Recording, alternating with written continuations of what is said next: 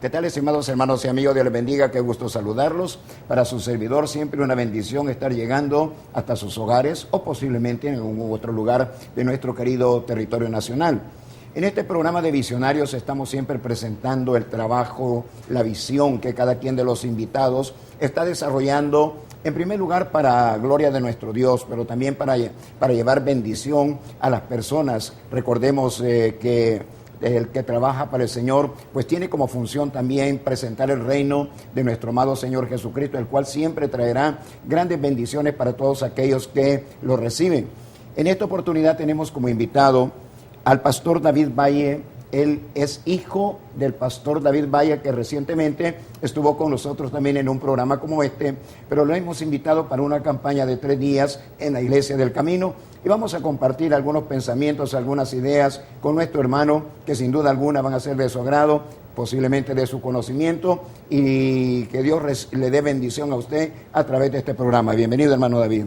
Gracias, amado pastor, gracias por recibirnos y tenernos aquí compartiendo junto con usted y la gente que nos sintoniza y ve el programa. Y para mí es de sumo gozo el poder estar aquí, es una bendición. Me siento sumamente bendecido de poder estar en esta tierra y poder ser de bendición, y no tan solo eso, sino ser bendecido por lo que Dios va a hacer. Amén. Hermano David, primera vez que visita nuestro país, ¿verdad? Primera vez, gracias a Dios, es la primera vez. ¿Qué le ha parecido estas primeras horas, su impresión? Todo distinto a lo que me habían contado. Me siento contento, pastor, de estar aquí, muy gozoso lo que he visto, lo que Dios me ha permitido ver, y de verdad que estoy agradecido con Dios por la oportunidad de por primera vez estar en El Salvador, y esperamos que no sea la primera ni la última. Amén. No, yo creo que vamos a ver, vamos a tenerlo con más frecuencia aquí en nuestro querido país de El Salvador. Puerto Rico hace poco fue abatido por un huracán, y esto, como las noticias internacionales nos lo hicieron saber, pues trajo consecuencias de destrucción, mucha gente preocupada, debe haber habido muertes. ¿Cómo vivió ese fenómeno natural que golpeó fuertemente a Puerto Rico? Bueno, por más de 18 años el país no había sufrido las consecuencias de lo que es enfrentar el impacto de un huracán directo. Habían pasado muchos huracanes y como siempre el poder de la oración intervenía en el mismo y Dios los desviaba. Pero en esta ocasión nos tocó enfrentar el duro embate de un huracán categoría 5, entra categoría 5, sale categoría 2 o 3, pero cuando entró el impacto fue de vientos de más de 165 millas y la devastación fue impresionante. Inundaciones, pérdidas, familias que lo perdieron todo. El país estuvo en una crisis un poco fuerte. Dios me da la oportunidad de visitar Puerto Rico 2 semanas y media después del huracán. Cuando Puerto Rico enfrenta el huracán, yo estaba fuera de Puerto Rico, y 2 semanas después tuve la oportunidad de ir. Y no tan solo ir a ver, sino que ir a bendecir familias necesitadas junto con el ministerio de mi padre, y lo que veíamos, la necesidad que el país estaba enfrentando era impresionante. Pero en medio de todo sé que, como mucho se ha predicado y mucho se ha dicho, que las crisis en la tierra son las oportunidades del cielo. Amén. Y en medio de una crisis, Dios siempre tendrá recursos listos para ser usados por Él, poder extenderle la mano al necesitado en medio de una crisis. Dios nos da la oportunidad de poder llegar a gente que está pasando por una necesidad, no tan solo suplirle la necesidad física, sino también ser de bendición y canal de bendición a ellos a través de la necesidad espiritual. Le dábamos alimentos y con el alimento le orábamos, le presentábamos lo que nosotros cargamos, que es el refugio en medio de una aflicción, Cristo. Amén. Usted ha mencionado a su padre, que sin duda alguna es un ministro de Dios, un siervo de Dios, un hombre a quien Dios está usando de una manera muy gloriosa y especial. ¿Cómo es que usted sigue los pasos en el sentido del ministerio de su papá? Bueno, primeramente Dios tiene que llamar a uno. Los ministerios no se heredan, pero cuando Dios señala a uno, el manto le cae. Entonces, desde niño Dios me había hablado muchas veces, muchas campañas, retiros, congresos, pero como todo joven en la adolescencia, preadolescencia, y como en las estadísticas, que cierta edad en los hijos de un ministro tendemos a correrle a esto, o alejarnos de Dios. Pero con todo y eso, por más que traté de correrle al llamado, correr a lo que Dios quería hacer conmigo, por más que corría, el llamado corría a mi lado, por más que trataba de esconderme, el llamado se escondía conmigo y en medio de una crisis emocional en la cual estaba atravesando, a Dios le da con encontrarme. Siempre he dicho y siempre diré, por muchos años la gente nos han enseñado que es Dios buscando al hombre, y es lo que nos enseñan: busca a Dios, porque nos han planteado que es el hombre buscando a Dios. Pero cuando Dios me encuentra, me di cuenta que la ecuación la cual Dios utiliza, es Él buscándonos a nosotros. Ejemplo, mira, 3 días de campaña, la excusa de Dios para buscar y salvar a alguien. Amén. Y es la manera en la que Dios trabaja, y Dios me encontró, yo me dejé encontrar por Dios. En medio de una crisis, Dios me encuentra y me marca, me bautiza con su Espíritu Santo, me sella, y de ahí en adelante una pasión por esto, que es el ministerio, comienza a encenderse dentro de mí. Y en un abrir y cerrar de ojos ya estaba junto con mi padre predicando, viajando y viendo a Dios hacer maravillas. Y así pude seguir el legado de mi padre y poder predicar junto con él, viajar junto con él. Para mí es un privilegio el poder ejercer esto que se llama ministerio. ¿Ustedes se mueven más en Puerto Rico y en los Estados Unidos? Estados Unidos, Europa, Suramérica, he ido a México, República Dominicana, el Caribe. Me muevo mucho más en Estados Unidos. ¿Qué etapa estamos, según su apreciación, qué etapa en la relación de Dios con el hombre estamos viviendo? Porque yo detecto que en los últimos días como que ha habido un mover de Dios en el campo de los milagros, Dios trayendo bendición a las gentes. ¿Han notado ustedes eso? Hay un despertar, hay un despertar poderoso y siento en los aires un avivamiento que todo el que aprovecha el mover de Dios y se mete en el mover de Dios va a experimentar lo que Dios está haciendo en esta temporada. Todo el que viva enclaustrado en el mismo sistema, en la misma rutina, seguirá viendo lo mismo. Pero el que sabe discernir los tiempos proféticos y lo que el cielo está preparando para esta temporada, podrá recibir milagros, no milagros físicos, sino que milagros financieros, milagros poderosos, milagros de salvación en sus casas, porque es lo que el cielo está haciendo en esta temporada. Todo el que aprenda a discernir el mover de Dios en la tierra, disfrutará de lo que Dios está haciendo en esta temporada. Amén.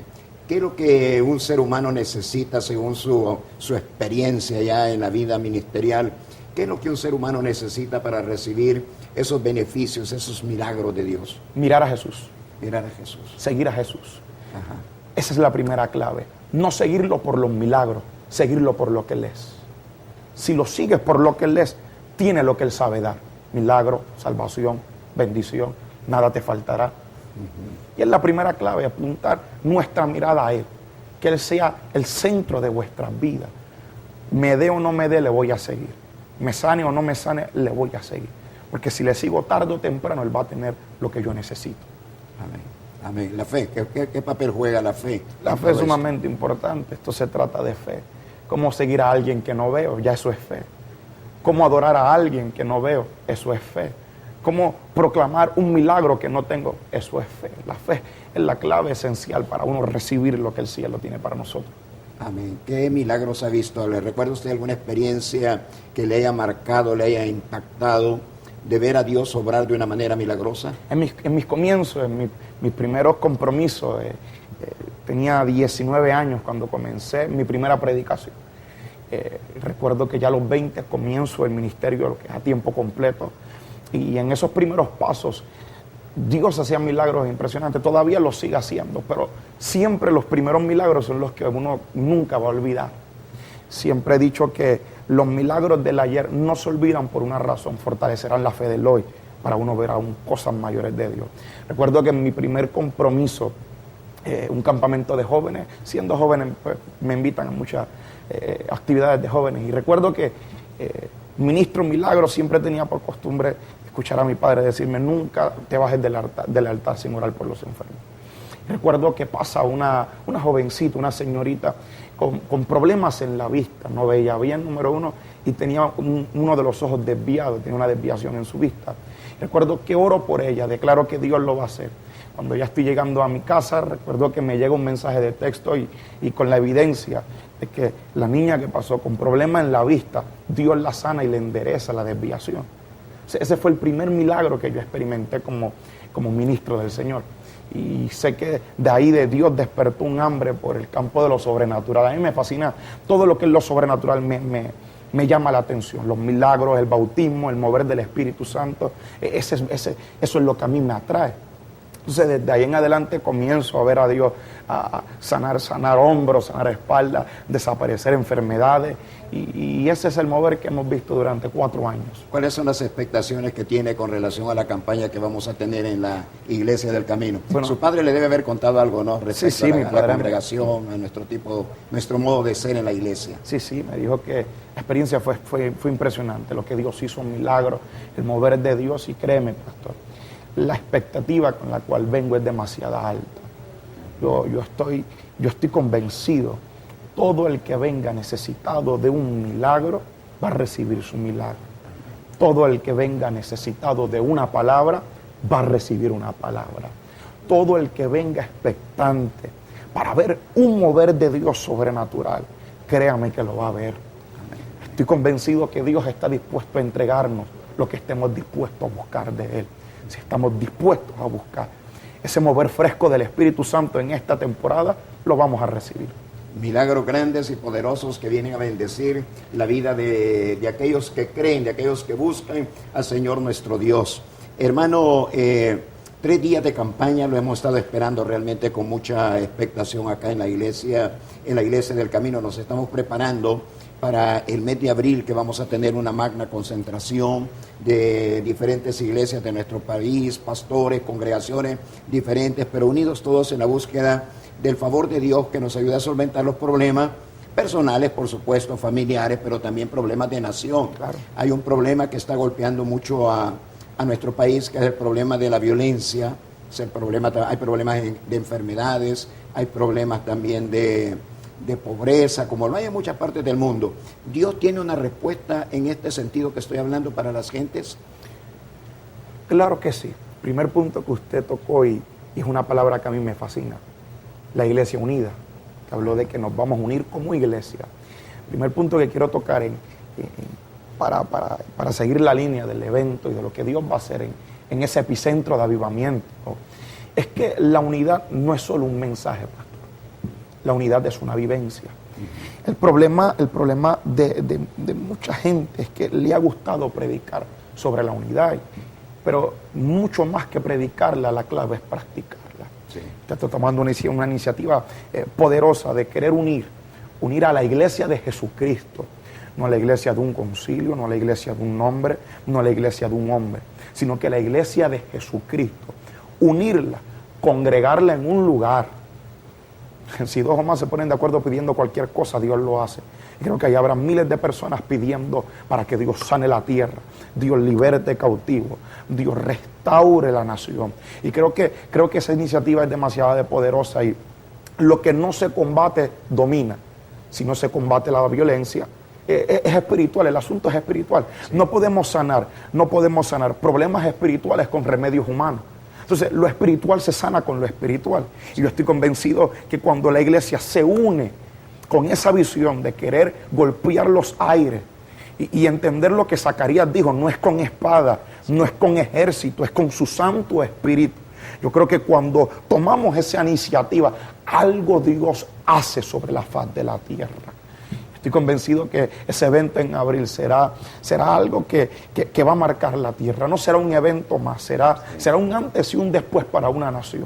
Hemos estado con 2 proyectos, uno de ellos se llama Tomando mi Nación, el otro se llama No Matarás, y tenemos ya aproximadamente 8 o 9 años de estar trabajando, batallando con estos 2 ministerios que son de carácter estrictamente espiritual, promoviendo la unidad de la iglesia, pero también la oración unidos, para que Dios nos responda, tal como lo decíamos antes, en la solución de los problemas que están golpeando a nuestro querido país. Pero, ¿qué será, bajo su apreciación, lo que desune a las iglesias, que muchas veces estamos un poco desunidos? ¿Qué será lo que usted aprecia ha sido como el factor importante?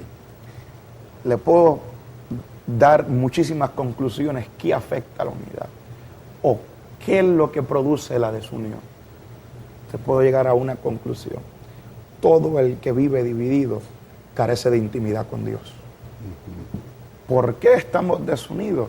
No tenemos intimidad con Dios. Y hay algo que tengo que enseñar. Orar y tener intimidad se puede practicar de la misma manera, pero el resultado siempre será diferente. Todo el que tiene intimidad con Jesús siempre, siempre, siempre modelará su carácter y su forma, que es ser unido. Dios es uno con tres. Sí. Todo el que vive desunido es porque está carente de esa relación con Dios que lleva a la gente a tener unidad con otros. Amén. A mí me parece que la unidad del cuerpo de Cristo es como un sueño que Dios ha tenido siempre. Siempre. Recordemos, por ejemplo, la oración de Jesucristo cuando prácticamente está a las puertas mismas de su sacrificio. Estoy hablando de la última cena. Jesucristo ora al Padre y le dice: Padre, que estos sean uno como tú y yo somos unos, ¿no? Claro, en el momento, en el instante era para los discípulos, pero como consecuencia también para nosotros, que con el correr de los siglos llegaríamos a la condición de hijos de Dios. Entonces, el llamado es para nosotros también. ¿Qué debemos de hacer para cumplir ese sueño de Jesucristo? Aprender a ponerlo a Él primero. Cuando lo ponemos a Él primero, obviamos nuestros paradigmas, nuestras conclusiones personales y rompemos esas estructuras mentales y religiosas. Créame que esa pasión y ese deseo por el ser uno como Dios nos manda, Jesús orando, claro lo dijo: Padre, te ruego la gloria que tú me diste, se las deja a ellos para que ellos sean uno, así como tú y yo somos uno. Entonces, ese es el modelo de Dios para la iglesia. Creo que cuando dejamos de amar nuestras conclusiones o nuestros métodos de cómo hacer las cosas y ponemos a Dios primero y el modelo de Dios primero en nuestras vidas, ese deseo por el unirse con el pastor, celebrar el éxito de otro pastor, gozar de lo que Dios está haciendo con otra congregación, se va a hacer realidad en una nación. Amén, amén. Anhelamos entonces, o debemos de anhelar más bien, profundamente ser factores de unidad en el cuerpo de Cristo. Yo siempre he considerado, lo he dicho de esta manera, que cuando estamos en unidad somos una especie de un ejército invencible. Imparable. La unidad trae fuerza, claro, pero la desunidad trae debilidad. Jesucristo mismo lo dijo: reino dividido no prevalece, es decir, cae, ¿no? ¿Qué le parece a usted eso? Es una realidad. Puedo tomar ejemplos de los avivamientos pasados. ¿Cuál era la clave de los avivamientos o de los sacudires de Dios hace 20, 25, 30 años? La clave era la unidad. Sí. Miremos la iglesia primitiva. Hechos es claro cuando dice: ninguno decía ser suyo propio, sino que tenían todas las cosas en común. Esa palabra toda a mí me llama la atención. O sea, ninguno decía tener algo, ninguno decía hacer algo. Todas las cosas las tenían en común. Y esos son los resultados de alguien lleno del Espíritu Santo. Y creo que cuando modelamos ese ejemplo, veremos cambios en las ciudades, cambios en las naciones, cambios en el gobierno y cambios en todas las áreas de vuestra vida. Amén. Vamos a ir a una pausa, estimados amigos televidentes, después de haber estado platicando, dialogando por un instante con nuestro invitado de esta oportunidad, este programa, que es nuestro hermano David Valle, hijo, ya que tuvimos también al pastor David Valle, padre, hace exactamente un mes. Pero ahora hemos traído a su hijo desde Puerto Rico para que comparta con nosotros todas sus experiencias como ministro del Señor. Vamos a seguir en la segunda parte dialogando con él. Hay temas muy importantes que creo que debemos de conocer en la experiencia que estos siervos de Dios tienen, cómo es su modo de pensar, cómo la Biblia, cómo el Señor revela ciertas características que son sumamente necesarias que el pueblo de Dios pueda recobrar. Vamos a volver en breves momentos.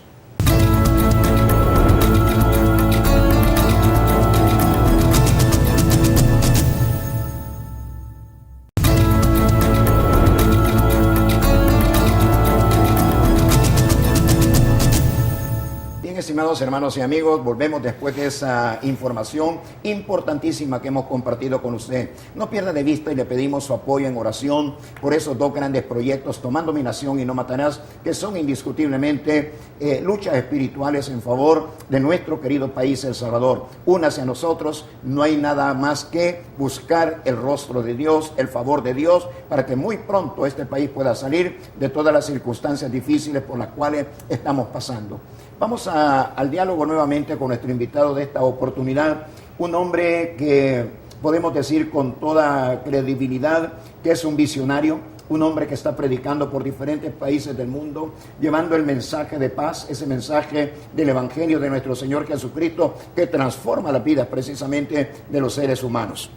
Hermano David, acabo de decir algo que lo considero sumamente importante, que el Evangelio de Cristo transforma la vida de las personas. ¿Es eso cierto? Más que cierto, es una verdad, una realidad. Y creo que somos el ejemplo de eso. Ajá. Somos el ejemplo de que Cristo transformó nuestras vidas, de que Cristo hizo algo en vosotros. Y ese es el resultado del Evangelio, transformar a la gente. Por eso es que debemos de llevarlo a todas partes. A todas partes. No es encerrarlo en una congregación, es llevarlo en nuestra asignación. Y por todo el mundo, predicar este Evangelio y hacer discípulos, es mucho más que una responsabilidad, es un mandato divino. ¿Cree usted que la iglesia tiene una deuda con Dios en el cumplimiento de la Gran Comisión? Creo que sí. La iglesia no, las congregaciones sí. Las congregaciones. Hay algo que yo siempre digo, iglesia y congregación es totalmente distinto. Hay congregaciones que piensan que son iglesia, pero sus acciones siguen hablando que son una congregación. Y hay iglesias que hacen la asignación de iglesia. Y estoy convencido que muchas congregaciones están en deudas con Dios, el querer encerrarse en sus sistemas, en sus rutinas y no salir a esa gran comisión dada por Dios de ganar a esa gente que necesita escuchar el mensaje de salvación. Me gustaría mucho, hermano David, remachar un poquito el tema que estamos tocando, porque tengo, como le dije, estoy persuadido de que la iglesia, o la iglesia local, me refiero a la iglesia local, puede haber entendido que su vida cristiana se resume en estar recibiendo de Dios cada vez que yo tengo alguna necesidad, que esa es mi vida cristiana, que tener una fuente de auxilio, porque estoy enfermo, porque algún familiar se enfermó, o porque necesito ayuda financiera, y tengo ese recurso de Dios. ¿Será ese el todo del cristianismo? Hay mucha gente que se quedó encerrada en ese sistema. Voy a la iglesia para que Dios me dé, voy a la iglesia para que Dios me hable, voy a la iglesia para sentirme bien conmigo mismo. Pero poca gente va a la iglesia para ser equipados, empoderados, para hacer cosas grandes dentro del reino. Usted no sé si a usted le ha pasado en sus años de experiencia que usted le ha predicado a gente, le ha hablado del poder de la oración, del poder de la manifestación de Dios. Gente que usted dice ya llevan 20 años escuchando lo que Dios sabe hacer con gente que se atreve a poner manos sobre los enfermos, reprender a los endemoniados, y tienen una situación con un vecino y en vez de ellos ser los que se conviertan en el puente de bendición, lo llaman a usted para que usted venga a orar. Ajá. Ahí podemos llegar a esa conclusión de que mucha gente encerró su cristianismo en sentarme en una banca, levantar las manos 3 veces y así me siento satisfecho. Cuando el cristianismo es mucho más que eso. La gente espera que tener un llamado para funcionar, cuando yo he visto gente sin cargar un ministerio funcionando dentro del reino. ¿Cómo funcionan?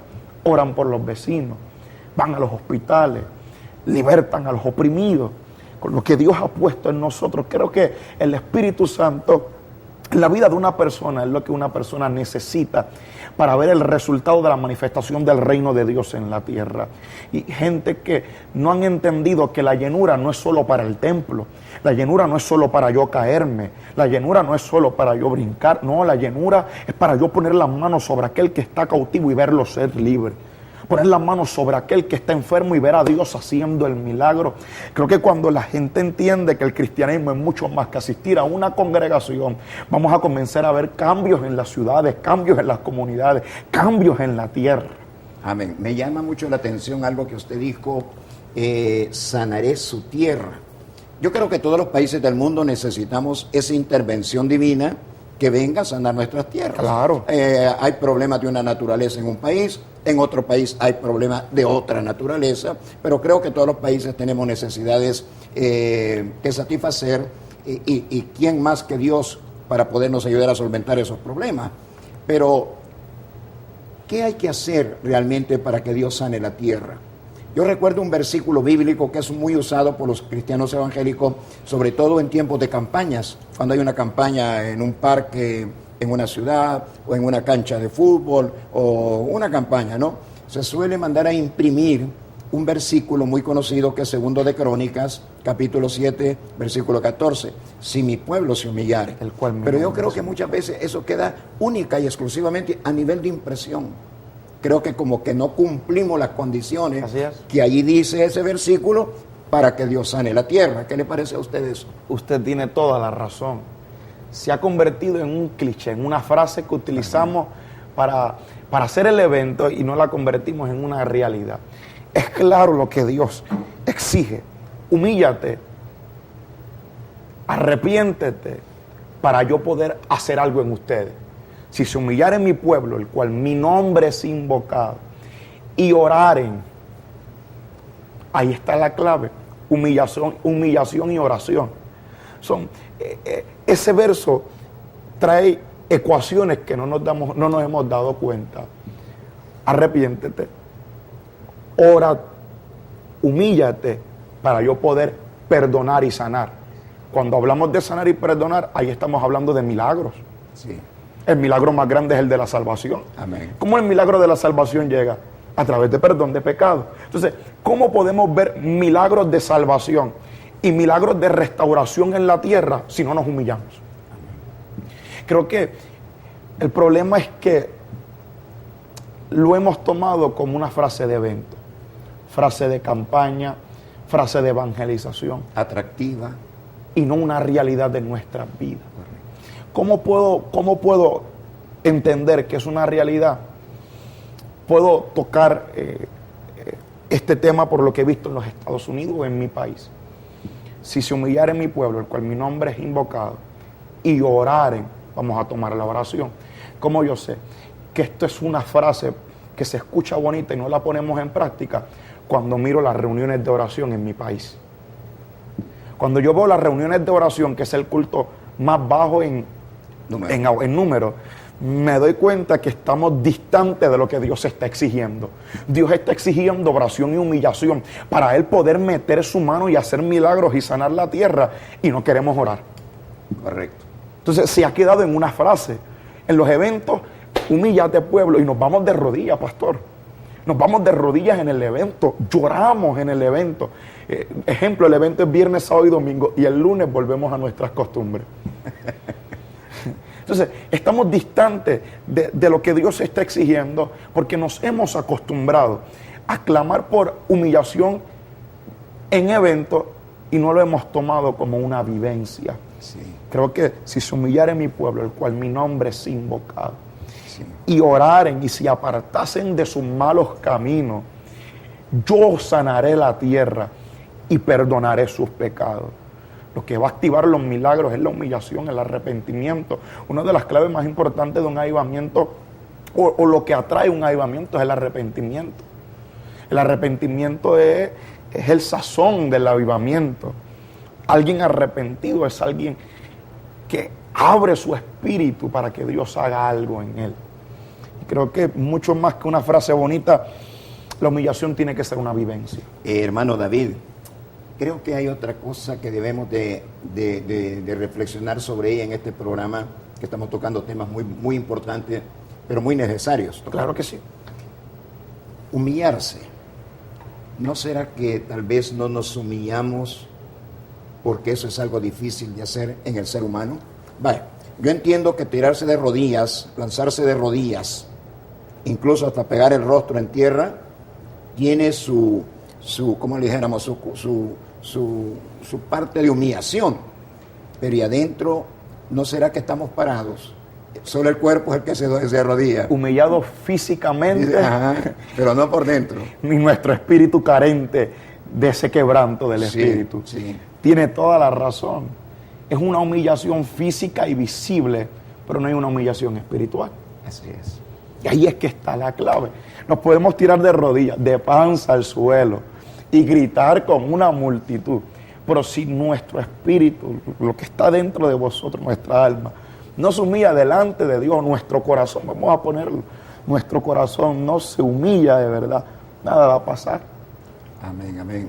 Yo recuerdo la parábola del buen samaritano que Cristo cuenta hace 2000 años atrás, y él habla de un sacerdote y un levita, gente, yo le llamo gente del templo, acostumbrada a los salmos, a los cánticos religiosos, a la ley de Moisés, pero no se dobló para ayudar, no se detuvo para ayudar al necesitado. Y yo creo que ahí le falta humillación a la persona. Claro. ¿Qué piensa usted sobre esa parábola? Es una realidad. Va a la iglesia. Vamos a parafrasear la historia alineándola a los tiempos de ahora. A los tiempos de ahora. Va a la iglesia, levantó las manos, se gozó en la alabanza, gritó 4 aleluya, 5 gloria a Dios, se gozó del culto, sale afuera, ve una necesidad, no la atiende. No se humilla. Sí, no cumplimos con esas condiciones que no nos permiten llegar a la consecuencia que Dios sane nuestra tierra. Una de las cosas de la gente que sabe humillar su corazón y humillarse delante de Dios es que el carácter de Jesús se le transmuta a ellos. Algo que Jesús hizo con sus discípulos es que Jesús se multiplicó en ellos. Miremos el milagro luego de Pentecostés, el primer milagro luego del sacudir en Pentecostés. Tomemos palabra por palabra, verso por verso. El cojo en la puerta de la hermosa, pidiendo una limosna. Pedro y Juan a la hora de la oración están subiendo a orar. Y de repente está el cojo pidiéndole una limosna. Pero mira lo que Pedro utiliza, lo mismo que Jesús hacía, fijar los ojos en la necesidad. Y fijando en él sus ojos. Sí. Esa era la manera en la cual Jesús operaba sus milagros. Los ojos de Jesús estaban prestos a la necesidad. O sea, nuestros ojos están prestos a dar culto, pero no a la necesidad. Sí. Prestos a ir a la iglesia, pero no a la necesidad. O sea, miremos a un Pedro fijando sobre el cojo sus ojos. No tengo oro, no tengo plata, pero de lo que yo tengo te doy. En el nombre de Jesús, levántate y anda. Creo que mucho más que humillarnos físicamente, tenemos que comenzar a caminar como Jesús caminó en la tierra. Amén, amén. Y se nos abrirán las ventanas de los cielos. Y traerá bendición hasta que sobreabunde. Sí. No, eso de humillarse creo que no es fácil. Por ejemplo, el joven rico que buscó a Jesús, él llegó esgrimiendo su propia justicia. Él dijo, yo soy la maravilla del mundo. Sí, Solo me falta un pedacito nada más para... Pero ¿cuál es ese pedacito, Jesús? Y Jesús lo confronta con los mandamientos relacionados con el prójimo. Jesucristo no le mencionó los mandamientos relacionados con Dios, sino que le mencionó los mandamientos relacionados con el prójimo, dentro de los cuales se encuentra aquel que dice, amarás a tu prójimo como te amas a ti mismo. Y dice el joven, yo ya los cumplí. Es decir, es ese de amar al prójimo, ese es lo que... Entonces ve a vender lo que tienes y repártelo entre los pobres. Ahí, como tú los amas. Ahí los confrontó. Ahí lo confrontó el Señor. Claro. Ajá. Y resulta que no era así. Mucha gente está enclaustrada en que si ellos le dan todo a Dios, ya con eso es suficiente. Y el vecino todavía no sabe que son cristianos. Correcto. Pongamos esta historia así. Sí. Yo sirvo, yo soy buen cristiano. ¿Qué tengo que hacer para ser salvo? Amas a tu prójimo como a ti mismo. En la carretera alguien te arrebasa y en vez de bendecirlo en el nombre de Jesús, una maldición sale por tus labios. Esas son las características de alguien que está carente de esa humillación en el alma. Definitivamente, creo que la iglesia necesita hacer reflexiones, y reflexionar no siempre es fácil. reflexionar es detener, como dice la palabra de Dios en el antiguo pacto, dice, paraos en los caminos y preguntad por el buen camino, ¿verdad? Para que transitéis por él. La iglesia necesita pararse, detenerse y considerar si los caminos por los cuales transitamos, y estoy hablando en términos estrictamente espirituales, son los que Dios definitivamente son los que le agradan al Señor, son los que Dios va a bendecir. Y creo que ahí es donde tenemos fallas bastante considerables. Uno de los problemas más grandes que enfrentamos en esta era es la falta de dirección. Hablaste de camino. Para caminar por el buen camino necesitamos dirección. Sí. ¿Cómo podemos tener dirección si no le pegamos nuestro oído a Dios? Hay algo que hemos confundido por muchos años, y es que nosotros manejamos a Dios como si Dios se tiene que adaptar a vuestras buenas intenciones. Mucha gente tiene buenas intenciones de hacer cosas dentro del reino, pero han olvidado que Dios no es un Dios de buenas intenciones, Dios es un Dios de voluntad perfecta. O sea, y ahí es cuando tocamos el punto de detenernos. Recuerdo que en el 2016 yo estaba predicando, nunca se me va a olvidar este mensaje, y dije, hay momentos en nuestro transitar que no importando lo rápido que vayamos, tenemos que hacer una pausa, apagar las luces por un momento, cerrar la puerta, cerrar las cortinas y con las luces apagadas, clamar a Dios para volver a escuchar su voz. Hay momentos que tenemos que detenernos, pensamos que todo está bien, lo estamos haciendo de la manera correcta, pero pensar que lo hacemos de la manera correcta es estar centrado en lo que Dios quiere hacer con nosotros. Sí. Entonces, la falta de dirección es el resultado de la falta de reflexión, la falta de pausas en la gente. Tomar una pequeña pausa por un instante en nuestras vidas y decirle a Dios, Dios, quiero escuchar tu voz. Dime si estoy en el camino o no estoy en el camino. Sí, sí. El año pasado, en el año 2017, el mundo cristiano evangélico, el mundo protestante, si así le queremos llamar, celebró, recordó los 500 años de la Reforma. Así es. En el mes de octubre del año 2017 se cumplieron 500 años de la Reforma. Pero hicimos mucho hincapié en aquel momento, hermano David, de que en la mente de los reformadores siempre estuvo la idea de que la reforma fuera algo sostenido en el correr de los siglos, que la iglesia reflexionara, pensara y viera en el momento de la reflexión y del pensamiento qué había o qué necesitaba reforma. Y yo creo que la iglesia hoy necesita detenerse, como dije antes, reflexionar y ver dónde necesitamos reformar. ¿Para qué? Para volver a las sendas antiguas, como le llamamos en el hablar cristiano, ¿no? Claro. Volver a la palabra de Dios, a los lineamientos divinos. ¿Cree usted eso? 100% estoy de acuerdo con usted. Necesitamos una reforma apostólica como en los días de la iglesia primitiva. Tener todas las cosas en común, atender la necesidad, ver a Dios hacer cosas grandes. Yo estoy convencido que necesitamos una reforma. Amén. Yo creo también eso. ¿Sabe por qué? Dice el apóstol Pablo, para mí es uno de los gigantes del nuevo pacto. Así es. Uno de los hombres que Dios le dio una revelación inusual, tremenda revelación, la que Dios le da a este hombre. Pero este hombre dice algo en 1 Corintios capítulo 13. Si yo tengo una fe capaz de mover los montes, si yo reparto entre los pobres todo lo que tengo, si yo le prendo fuego a mi cuerpo y me sacrifico, ¿verdad?, públicamente, pero no tengo amor, nada soy. Y me parece que hay un vacío muy grande en la iglesia, en el campo del verdadero amor, del amor que Dios espera que cada quien podamos tener, y me refiero al amor ágape. El mundo celebra el tiempo del amor, el mundo celebra los tiempos de la amistad, pero creo que nosotros los cristianos tenemos que tener un concepto bien claro de cuál es el amor que Dios desea que nosotros tengamos y que Él aprecia realmente, que es el amor ágape, ¿no? El amor incondicional, el ágape. El ágape. Carente de ese amor estamos. Esto es una ecuación. ¿Qué es Dios? Dios es amor. El amor es Dios. Sí, sí. No hay de otra. Y Jesús lo dijo muchas veces. De nada vale que hagas tanto y no ames a tu hermano. Sí. Creo que necesitamos una reforma. Ahí sí necesitamos una reforma. En aprender a amar como Dios ama. Mira la pregunta de Jesús a Pedro. Pedro, ¿tú me amas? Tú me amas con amor ágape, sí, incondicional. Y Pedro le responde, yo te amo, pero el amor de Pedro era el fileo. Sí. Un amor con condiciones. Sí. Es lo que Dios está queriendo de vosotros. Ámame sin condición.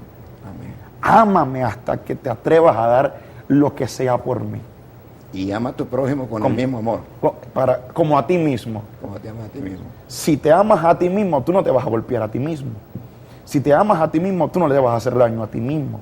Si te amas a ti mismo, tú no vas a querer pasar una necesidad. Entonces, cuando amas a tu prójimo como amas a ti mismo, creo que los resultados se van a tener que ver en la tierra. Amén. Pero yo creo que la iglesia está entrando, la iglesia en términos universales, creo que el Espíritu Santo de Dios nos está ayudando. El hecho mismo que estemos tocando este tema, un tema que es importante, posiblemente hay que tocarlo con toda la fineza con que el Espíritu Santo de Dios nos la ha proporcionado. Creo que es un trabajo que el Espíritu Santo está haciendo para restaurar a la iglesia a sus verdaderas dimensiones, claro, a lo que Dios programó para su iglesia, ¿no? Que es una agencia de poder. La iglesia no es un entretenimiento. La iglesia no es que para que pasemos el rato. La iglesia, como lo dicen muchos grandes predicadores de la palabra, es la agencia de poder más grande del universo. Porque tiene que depositar del poder de Dios, pero también tiene que mover ese poder de Dios. Claro. Para que la gente reciban el beneficio del poder de Dios. ¿Sí? Estoy totalmente convencido. Las puertas del Hades no prevalecerán contra nosotros, la iglesia. Amén. No es que el infierno está tocándonos las puertas, es que nosotros estamos avanzando y el infierno no puede con nosotros. Amén. Esa es la interpretación correcta a ese texto. Por muchos años las puertas del infierno no prevalecen y la gente pensaba que era el infierno tocándonos las puertas. Y ahí se quedó todo el mundo. El infierno nos ha hecho la guerra. Mira, el infierno ya tiene una sentencia. Satanás tiene una sentencia de derrota. La sentencia de la iglesia o el veredicto de la iglesia ya está. Victoria. Sí. Entonces, la interpretación es que nosotros estamos avanzando con ese poder. Y el infierno no puede prevalecer en contra de nuestro avance. Y estoy convencido, amado pastor, que la gente que, como dije al principio del programa, el que sabe discernir los tiempos proféticos y aprende a discernir el mover de Dios en esta temporada, va a disfrutar de lo que Dios está haciendo. Amén. Y todo el que sabe que Dios nos llamó a tomar la ciudad, Dios nos llamó a trastornar al mundo, Dios nos llamó a cambiar a la gente, todo el que sabe que esa es la asignación de Dios dada a vosotros la iglesia, no le va a dar poder a la condición de una ciudad para cambiarla. Hay algo que la iglesia tiene que entender, y es que el día que Dios nos llama a nosotros a una asignación, Dios no nos llama a quejarnos de la condición de una ciudad.